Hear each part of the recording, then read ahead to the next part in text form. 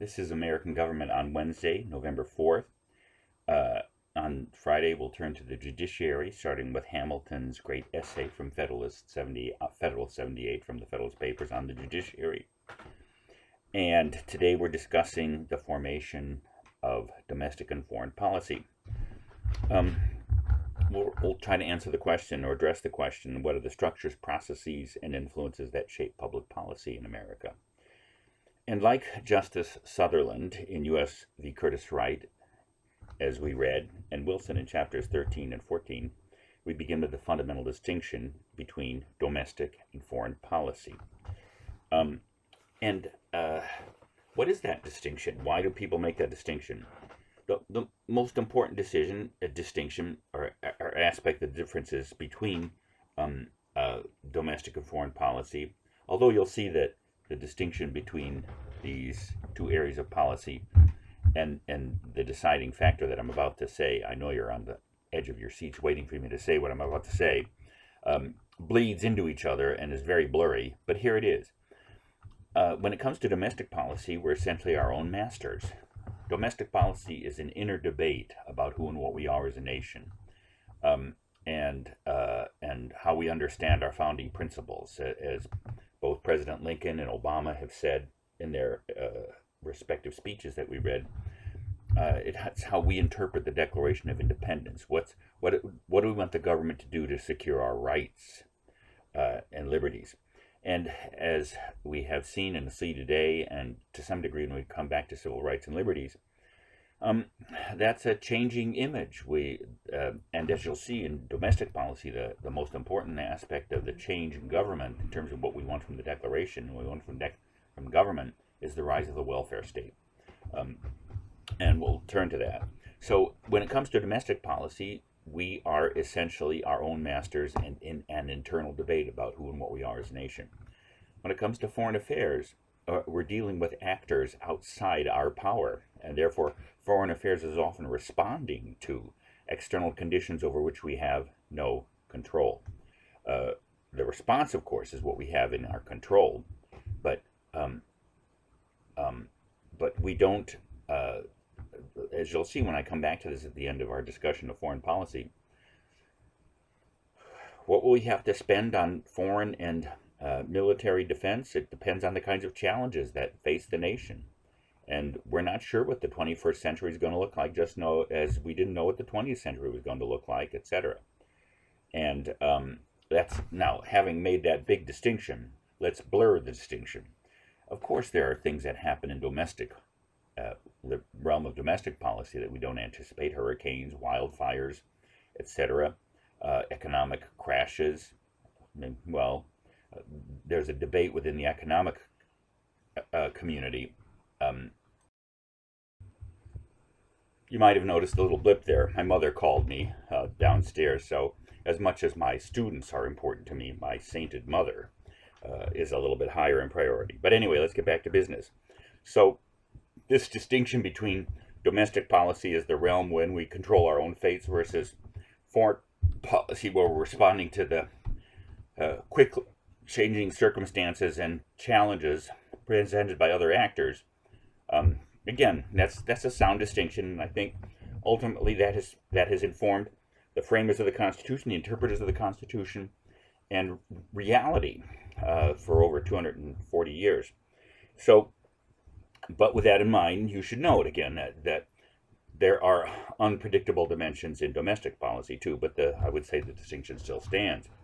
And as Sutherland argued in U.S. v. Curtis Wright, when it comes to making policy, both domestic and foreign, the separation of power, the constitutional structures are the primary shaping structural features in our politics, although Wilson competently discusses in both this chapter 13 and 14 other structures and influences. And also, some interesting parts of his discussion have to do with the nature, the kinds of policies. We'll talk about that in a minute.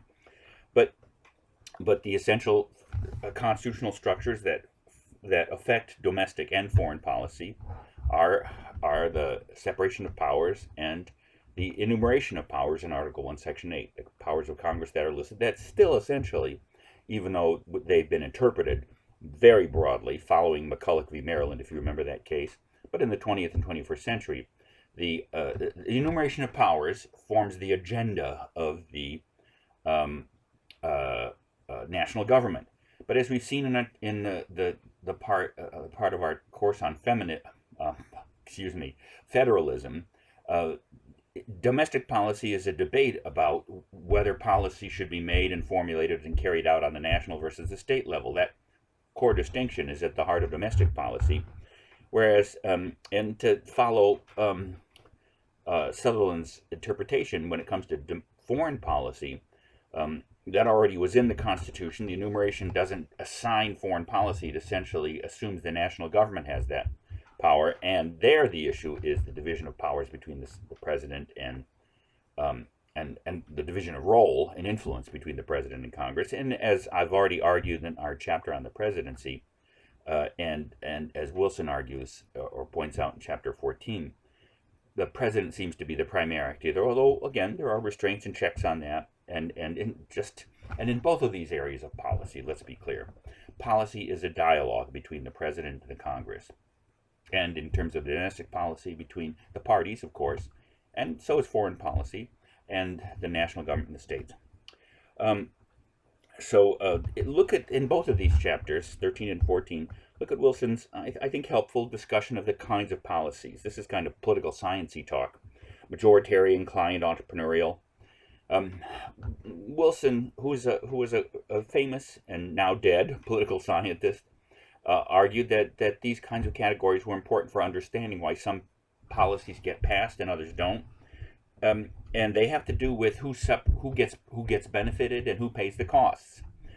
Many public administration thinkers about public administration and who teach public policy argue that to understand all this, and this is essentially kind of an economic concept, to understand all dimensions of government, but also economic private life too, you have to weigh costs and benefits. And in the last 50 years, cost and benefit analysis has become an important part of thinking about public policy and for that matter, corporate policy and individual goods too.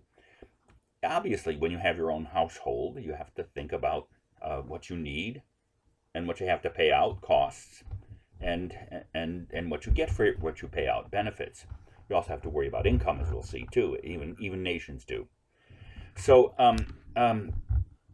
anyway, majoritarian policies, as Wilson points out, distribute benefits widely, and the costs are widely spread. And once a policy is accepted by the majority of Americans as a necessary benefit that government provides, and as long as the costs are shared, that tends to be a permanent aspect of our policy landscape. And I think that's why Wilson focuses on the welfare state in this chapter, because all modern nations are essentially welfare states. The first true modern welfare state was in 1872 when Bismarck formed the Second Reich. And Bismarck in politics and in world history has a kind of a bad name as being a kind of an autocrat, but he was the founder of the modern welfare state in Germany, and essentially almost all the aspects that he outlined for the German Constitution in the late 1800s have been followed by all modern states, including ours. And we'll talk about aspects of that.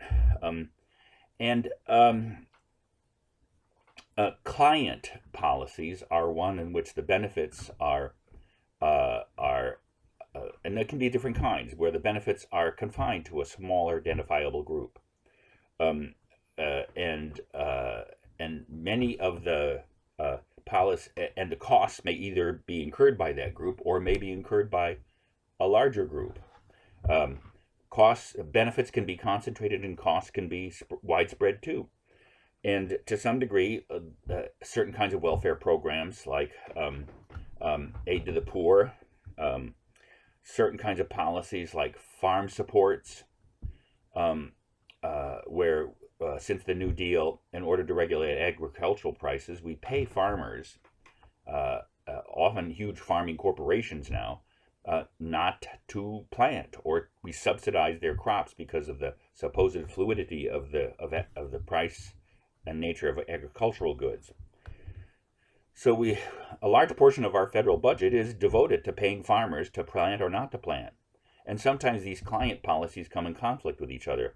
And entrepreneurial policies are like when policy advocates, like for endangered species. After all, it's not the endangered species themselves who are out there lobbying for Congress. It's human advocates for endangered species.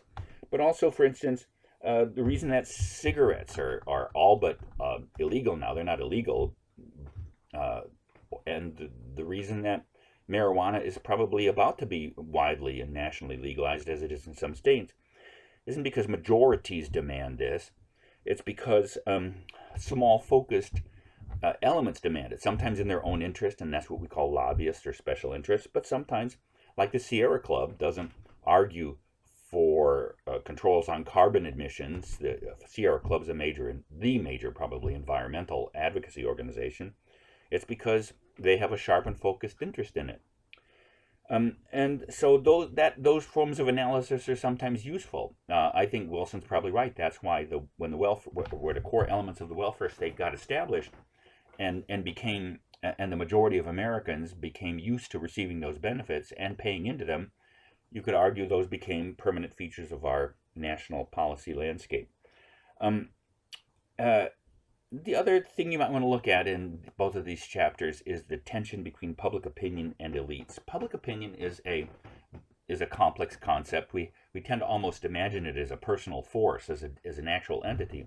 But don't forget, public opinion is essentially the amalgamation through data of millions of private opinions. And but the concept, the idea of the people having an opinion on something, sometimes a little bit romanticized, but nevertheless, the framers did take this into account. And of course, at the founding, we saw that the framers thought that raw public opinion, most evident and most powerful in a direct democracy, where the people not only where the people control and run the government, like in ancient Athens or itself, that raw public opinion was often a necessary but problematic element of governance, because the people are often ignorant and uninformed, and their passions and opinions change and factional, as Federalist 10 says.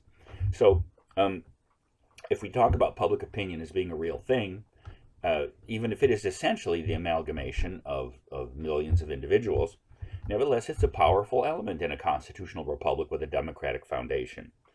And elites, I mean, there are the media elites, there are the defense elites, there are corporate elites, there are all kinds of elites. And you don't have to be a Marxist to argue that all politics is really just the puppet strings of the oligarchical wealthy diddling the masses and exploiting the masses. You don't have to accept that kind of extreme framework to argue that in modern society there are concentrated centers of power with powerful influences over public policy, and that both domestic and foreign policy tends to be a kind of a dialogue between public opinion on the one hand and the opinions and influence of these elites.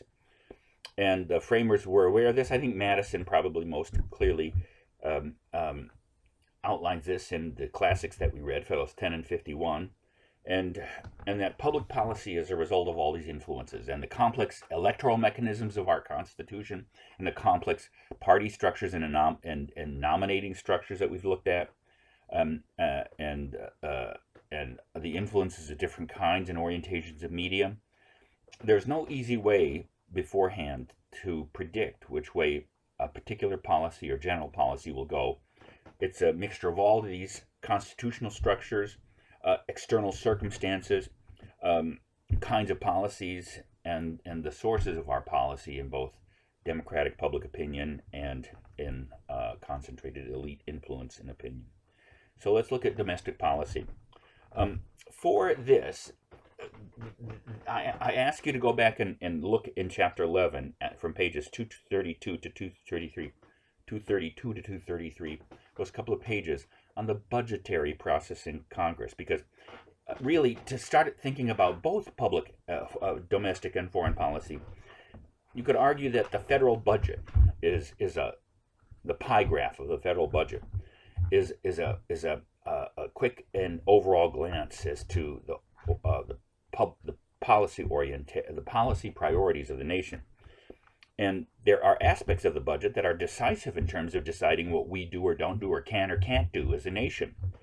And in particular, I want to discuss some aspects of the budgetary process and some of the issues that it poses for making policy that will be especially irrelevant to you younger people under the age of 30, as opposed to the older and, in my generation, the baby boomers. I'm 68. And we're coming for our welfare check, so you better be ready to pay. That's all I can say. And there's more of us than there are of you. That would keep you awake if you were like multitasking and listening to Lady Gaga and watching movies on your computer.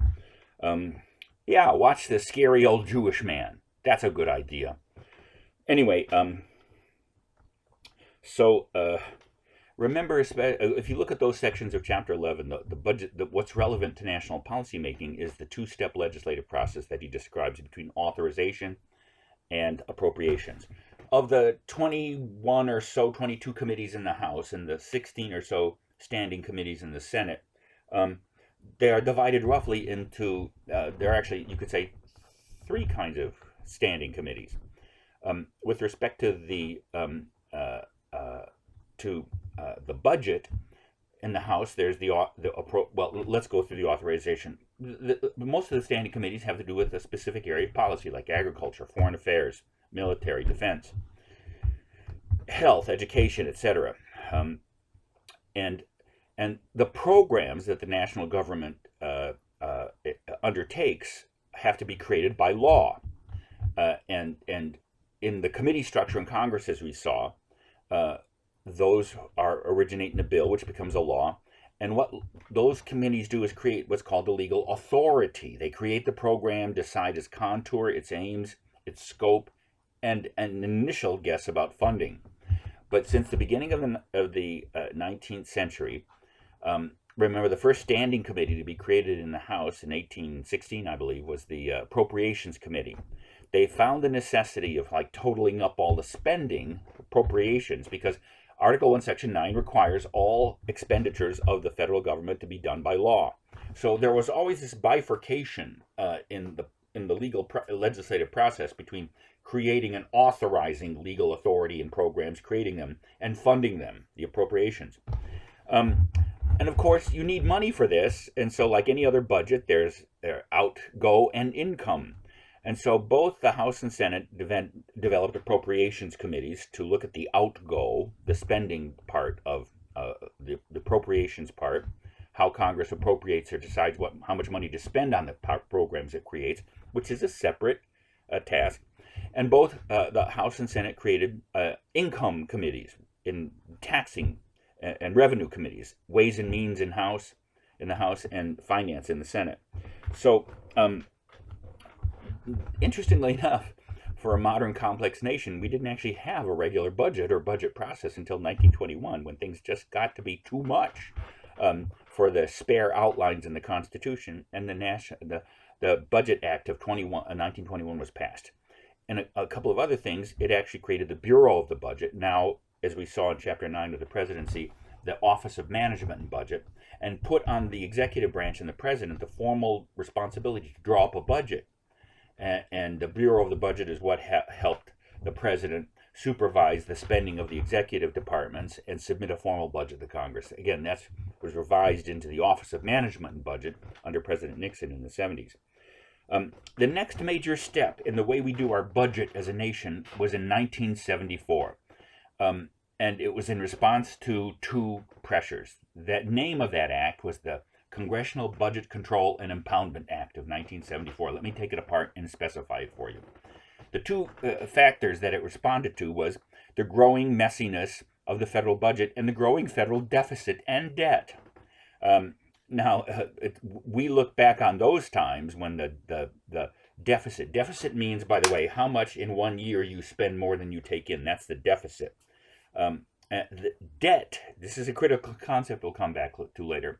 The debt is the total amount of deficit spending that you've accumulated. So like in personal finance, it would be like your deficit spending is what you buy on credit cards. And if you don't pay off your credit card debt and it accumulates, your accumulated debt is how much debt you've accumulated over one or more credit cards. I'm going to argue, as others have and do, that our accumulated debt is a serious problem, and especially after this year with the pandemic and all the trillions of dollars we spent. The debt of the United States is now between over 26 to 29 trillion dollars, and you have to understand that in the last 20, 30 years it's exploded. At the turn of the century, it was between $4 and $5 trillion, which was a tiny part of our national economy. We have the world's largest and most complex economy. But now, the other thing you have to figure, and this is how it becomes an issue, is like if you have credit card debt, and probably some of you do, and I used to, before I paid it off, before I become somewhat smart, I've learned some things in my 68 problematic years, is you pay a lot of money if you keep credit card debt. Most credit cards have between 15 to 18% interest, and if you default on a payment, your credit card payment can go up to 28%. If you have a $10,000 annual accumulated credit card debt with a 28%, you're paying almost $3,000 a year just the privilege of having that debt. So it's the interest on the debt that it becomes a critical factor in terms of foreign and domestic policy making in the future of the nation. And let me just be grim here. It's you guys and your guys, your children, you and your children and your grandchildren, not me and my generation, and the people who are actually spending all of this money. It's you who's going to pay the price for this. And you may find that the American way of life is very different in 30 and 40 years, not because of global warming or because of the challenge of China, but because we simply can't afford to do the things as a nation that we want. We're not Greece or even Argentina, which are nations that have struggled with debt. But even we can get, things can get out of control even for us. Now, it's true, we're the world's largest economy, we're the largest, most powerful government, but there comes a point where you do eventually have to take in as much as you spend, or don't spend more than you take in. And when you have accumulated debt, well, I'll come back to this in a minute. You'll understand more of this issue.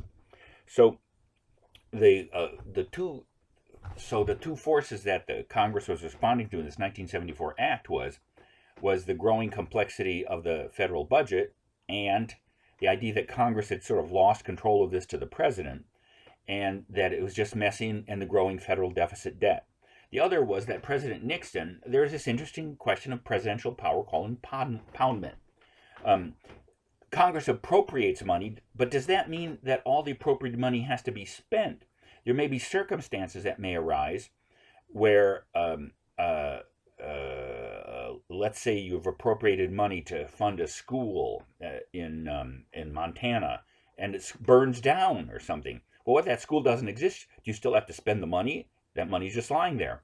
And everyone's always admitted that the executive branch has a certain discretion to impound, which is not to spend appropriated funds. By the time of the early 70s, President Nixon was arguing that the deficit debt, which was minuscule in those times, was such an emergency that he asserted the authority to impound funds because of the deficit. Well, in Congress, in this law, Congress kind of recognized that, and that's why the impoundment part is in the title, but essentially tried to limit it too. The other major developments were the development of a formal budget process and budget structures within Congress to deal with it. In particular, and this is still the timetable with some modifications. It created the budget process where by February the president has to submit a budget to Congress. Now, let me go back and talk about the structures. It created in the Congress two new committees, the budget committees in both houses. And the idea of the budget committee was, whereas the appropriations committees in both chambers looks at spending, and Ways and Means and Finance look at income, there was no one committee other than the whole chamber, or both chambers, that looked at the entirety of the budget, spending and income.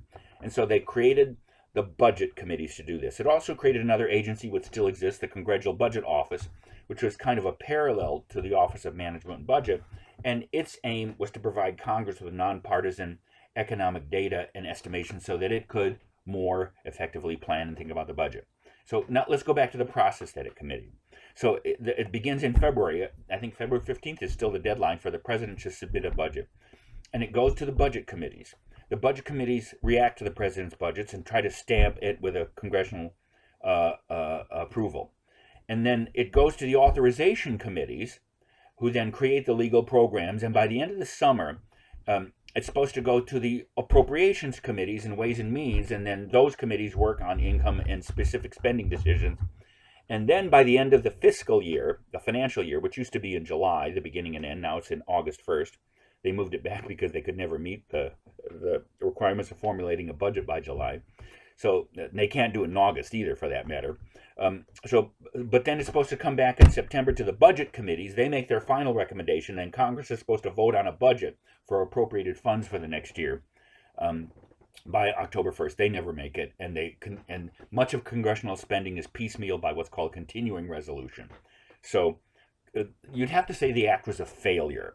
It didn't reduce the deficit. It didn't reduce the debt. It didn't give us an ability to control our spending, and both parties, by the way, are implicit in the burst of federal spending since the 1970s and 80s. And it certainly did not bring coherence and discipline to the budget process. That's still a critical issue in our nation, and it may lead to grave consequences, as you'll see. So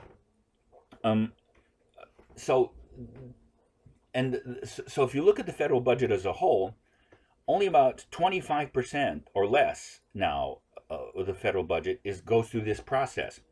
The great bulk of federal spending now is in welfare programs and entitlements. I'll come back to that in a minute and explain those terms. You have to understand that now, with the accumulated debt between $29 trillion, it's estimated that interest on the debt, if we don't control it, if we don't control our deficit spending, and if we keep accumulating debt, even though we're a wealthy and powerful nation, that the interest on the debt may come to eat up the capacity to spend not only on entitlements, but also even on the discretionary programs that come under the process. So if things continue as they are, not only will we eventually have to trim welfare and entitlement spending, which now is about 60 to 70% of the budget, and it's the largest increasing one. It's the one that drives the deficit, by the way. But we may be forced to. I should say you will be forced to, because the nation that will have to deal with this is not the nation with the politicians making the spending and deficit and debt decisions. It's going to be you and your children, as I said earlier. And it may crowd out the interest on the debt. The necessity of paying back may actually crowd out other critical forms of domestic spending and foreign spending, for that matter. So that's an issue that, again, your generation and the next generation is going to have to deal with, because I'm going to be dead. So let's look at the rise of the social welfare state and entitlement spending. They're called entitlements because the spending on them is determined by creating a legal category of benefit entitlement, and whoever falls in that. Like, for instance, once you turn 65, you're eligible for actually it's fuzzy around that age. You're eligible for Social Security payments and Medicare and Medicaid. And so that means, in other words, all Congress does is set the legal definitions of who's entitled to it, but then actually the amount that's spent on those categories can change from year to year just because the cost of living increases or the number of beneficiaries. Like, for instance, the greatest demographic crisis and spending crisis is coming up is you're looking at it in this video. My generation, the baby boomers, after World War II, the ones from 48 to 54, was the largest demographic bump, and then the population declined. Well, that means as I retire, as my generation retires, there's going to be more demands on Social Security, which is already broke or about to be broke, more demands on Medicare, and Medicaid is also expanded rapidly. So someone's got to pay for that, and the problem is as the population declines and the number of workers declines, you have fewer people paying for more retirees and medical benefit recipients. Again, that's me. So that's the great problem with all modern welfare states. Everybody wants the benefits, but nobody wants to pay for them because it means higher taxes. So this is the great debate within all modern public policy making, both here and in other countries.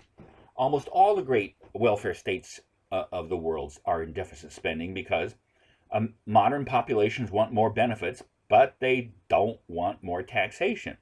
And that's even more acute in America. The major, and Wilson does a nice job of outlining the major steps in the rise of the welfare state, starting with the New Deal and the New Deal response to the Depression, and especially the creation of the Social Security system in 1935. And this was intended to be a forced pension system where workers would pay into it and employers would pay towards it. And so people expect Social Security benefits because, strictly speaking, ever since I started working as a roofer with my father when I was 15 and a busboy and etc. I paid into the Social Security system, and therefore I'll be withdrawing money but of course, the Social Security fund has come to be expanded beyond what people have paid into it. It's essentially a welfare program, even if it's partially funded by our own contributions.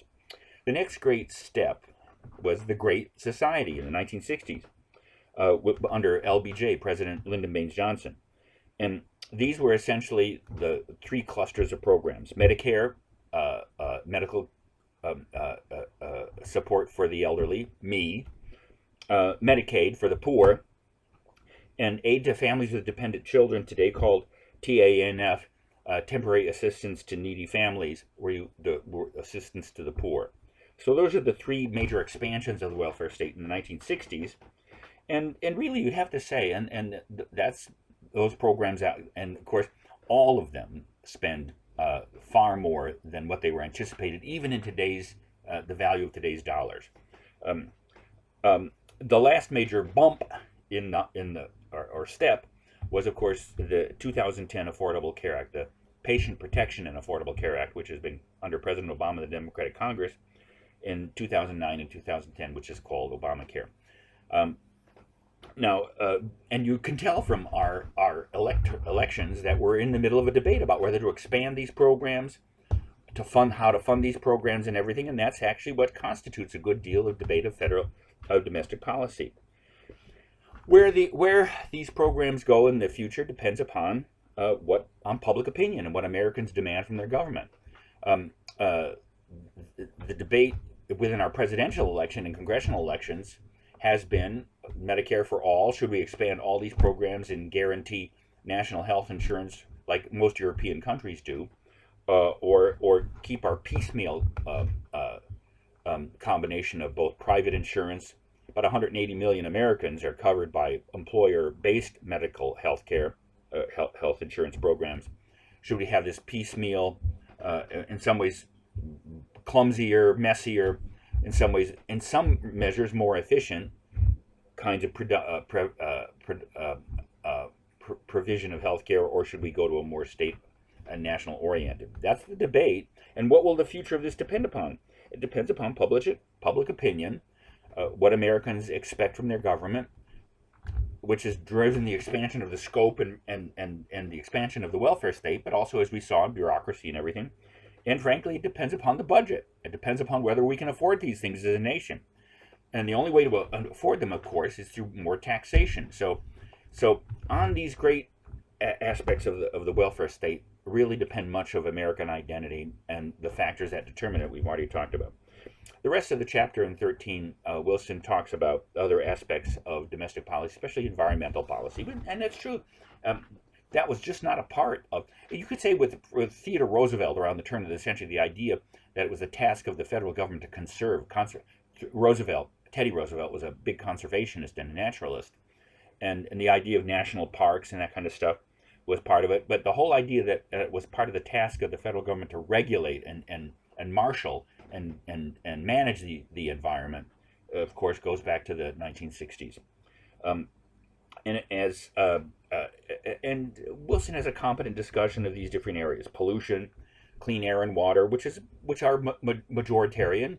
Most people understand these, benefit, support them, and also pay for them. Global warming is more controversial because of the scientific controversies involved, which, as he points out, have often become ideological and partisan contests too. And the whole question of endangered species, which is a different kind of entrepreneurial politics. So again, the future of these kinds of policies partially depends upon the science, you might say, and the public opinion and the grasp of the public of these issues, and also, of course, spending too. Like the Green New Deal. I mean, that essentially became a debate in our congressional and presidential elections of this cycle, not only in terms of the scope and vision and the scientific foundation, but also about the economic possibility. So we'll see how these things play out, and those are the factors that will determine them. So when we turn to foreign policy in Chapter 14, let's be clear that the reason, and I think this is a solid chapter with some interesting and helpful discussion to help you think about what makes foreign policy and why different approaches to foreign policy are formulated. I think that that this points to a fundamental tension at the heart of our national principles and our national life, and that is the Declaration of Independence. We've seen that the Declaration speaks of universal rights. These are the rights of man, the rights of humanity. All human beings have rights: life, liberty, and the pursuit of happiness. And remember, the Declaration is addressed to a decent respect for the opinions of mankind. So American principles are universal. They encompass aspects of humanity that pertain to the entire human race. Yet we're a particular nation. Governments come into being, as the Declaration says, to secure these rights, but particular governments do. So even though all human beings have rights, only Americans created American government to secure their rights. Yet the awareness of rights being, for instance, this question about how attentive then should American government be to the rights of other human beings is a natural debate in our policy. It affects things like immigration and often determines how much people think the border should be open or closed, and certainly in terms of assistance to other nations and everything like that.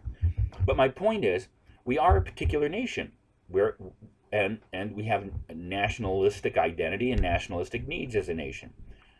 But there's always this tension of how much of our efforts should be guided to securing the rights of us as a national community versus the rights of humanity. That's a tension that won't go away. It's embedded in our very founding principles.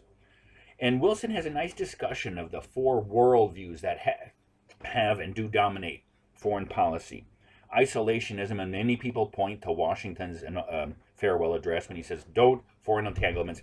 But that was partially prudential, because Washington knew in 1796 that we were we're a small nation, broke, although we quickly solved that problem until we made ourselves broke again, or are making ourselves broke. And then the idea is, look, there are these oceans on either side of us, and who's afraid of the Canadians and Mexicans? So let's just keep to ourselves. It almost prevented our entry into World War II, which, can you imagine how different the world would be if Americans had not entered the world in World War II? But then since the globalization of American policy after World War II, and because of World War I, the idea of containment, that we know that there are ideological and national competitors out there, and that part of our foreign policy should be, and that was the whole Cold War from 1950 until the end of the Cold War, when the collapse of the Soviet Union. But it turns out that the Cold War, some kind of Cold War, is still continuing into this century, and that China has in some ways taken up the place of our ideological and economic and national adversary that the Soviet Union was. And Russia hasn't exactly gone away and evaporated either. So our argument is the purpose of American policy is to both protect the world and protect ourselves by containing our adversaries. And that led to a whole series of engagements all over the world. Look at the chapter that details the number of bases that we have. We are a superpower. Our interest and our involvement is all over the world. And some people argue that this has reached a limit and that we should selectively disengage from all of these. The Vietnam War was probably the turning point, as Wilson points out. And I have to say, there are supporters of this concept on both the right and the left. Both Bernie Sanders and Donald Trump are in some ways advocates of disengagement from foreign involvement. It's not quite exactly the same thing as isolationism, although there can be isolationism of the left and isolationism of the right too. And ultimately, the last orientation is that it's our business in foreign affairs is to advance the cause of human rights in the world.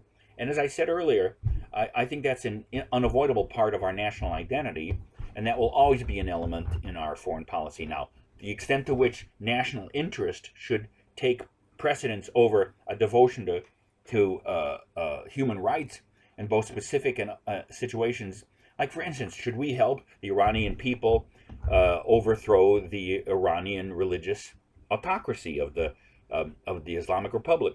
That's a debate within American foreign policy. So you can find all four elements of these worldviews in past and present foreign policy. I think they're permanent elements in the landscape of American thought on these things. Um, and of course, the other structures that determine these and who formulate these policies are the Congress and the President. Um, and um, and uh, both in Chapter 9 on the presidency and Chapter 9 on Congress, Chapter 10 on the presidency and bureaucracy. And in this chapter, Wilson points out accurately that the president and Congress are both competitors and cooperators in formulating policy.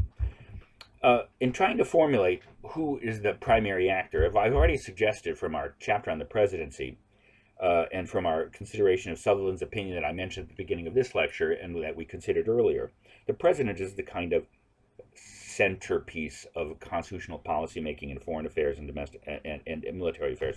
Now, I'd have to say that I coined an oxymoron to kind of contain the tension. Because the president, even if the president's the chief actor, he's not the sole actor, and there are both judicial and congressional checks on presidential action. And so I think the proper term is either Madisonian Hamiltonism or Hamiltonian Madisonism, which is to say, we have a situation where the president is primarily has the most discretion and influence, and maybe the primary moving factor. But also there's a Congress, and there are also elites and public opinion out there, and there's a Supreme Court too, and the Hamiltonian Madison. We already seen one judicial expression of the president's role in U.S. v. Curtis Wright. I didn't assign Youngstown Sheet and Tube v. Sawyer in 1952, which represents the kind of Madisonian other end, the limits on presidential action. In that court case, during the Korean War, President Truman, there was an impending strike in the steel mills in the United States, and he thought that would affect weapons production, which would affect our ability to prosecute the Korean War. So when the steel mills went on strike, he seized, not expropriated or appropriated. He didn't take their property away from them, but he seized control to keep them in operation. The Supreme Court declared that unconstitutional. And so the president's not an absolutely free actor, but and there are limits, but it's within this universe of Hamiltonian expansionism of presidential power and role and Madisonian limits on him. And the major congressional response to that, in addition to budgetary limitations, because don't forget, the president can't simply, as commander-in-chief, he's the commander-in-chief of the armed forces, and he directs how they're used. But it has to be paid for. So all uses of military force do have to eventually be agreed with by Congress, just through the appropriations power.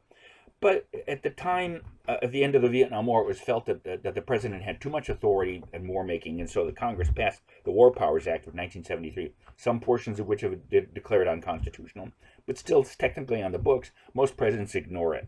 So, but the point is that the president may be the main actor and a discrete and flexible actor, but he's not an unlimited or unchecked actor, and that foreign policy is essentially a dialogue between the Congress and the president. The last thing in that chapter that we should pay attention to are the emergent structures of the military, defense, intelligence, and foreign policy. Since we became a superpower during and after World War II, the National Security Council, the NSC, has been an important tool. It was created. It's in the executive office of the president that we looked at. And it's in the National Security Advisor, who is Robert O'Brien, I believe, under President Trump, is an important formulator. And the National Security Council includes the Secretary of Defense, Secretary of Treasury, the National Security Advisor, and its aim is to help the president to formulate military and foreign policy. There's the whole massive business of foreign intelligence and domestic intelligence, too, especially since 9/11. And that looks like alphabet soup. The CIA, the Central Intelligence Agency, the DIA, the Defense Intelligence Agency, which is essentially the military wing of intelligence gathering, and decoding, and the National Security Agency, which is the primary cryptological, and like NSA is heavily involved in protecting against cyber attacks and that kind of stuff, as all of these agencies are, and even the FBI, because as part of, since 9/11, the distinction between international and domestic terrorism was somewhat blurred, and the FBI has had more of a role. But these are the primary structures, and they're controversial, both in terms of how much intelligence they collect about American life, and some of the most controversial aspects of events in the last 20 years. Actually, just in the news, it was just reported that Robert Snowden, the guy that released a good deal of digital information leaked it on WikiLeaks, etc., who just applied, has had sanctuary in Russia since he fled the United States, just applied for a Russian passport. So the amount of information and surveillance that these agencies do over us and over the world, every modern nation conducts spying and intelligence. We do too, both over and with our allies and over and with our enemies too. There's a debate about whether these things are truly accountable to us, and that's a complex question. There's no easy answer to that. I would say that the same structures that make the executive branch and bureaucracy accountable to the American people through Congress and judicial agencies helps with this. But there are controversies, as you could see during the 4 years of the Trump administration. The Pentagon and the Joint Chiefs of Staff is the primary military structure, and the Joint Chiefs is the head of all the services, which form a kind of council for the president. It's an important policy-making branch. And the Pentagon, of course, is the structural base of the military, which is a fascinating place to visit. You should go there and visit it. What will happen in the future of American foreign policy in the coming decades and century? First of all, to go back to the beginning of this lecture, it depends upon what challenges we face, who our adversaries are. It looks as if the 21st century is shaping up to be a contest, as the 20th century was, between the fascist powers in World War II and the communist powers in the Cold War. It looks as if the 20th century is shaping up to be a contest between us and the People's Republic of China.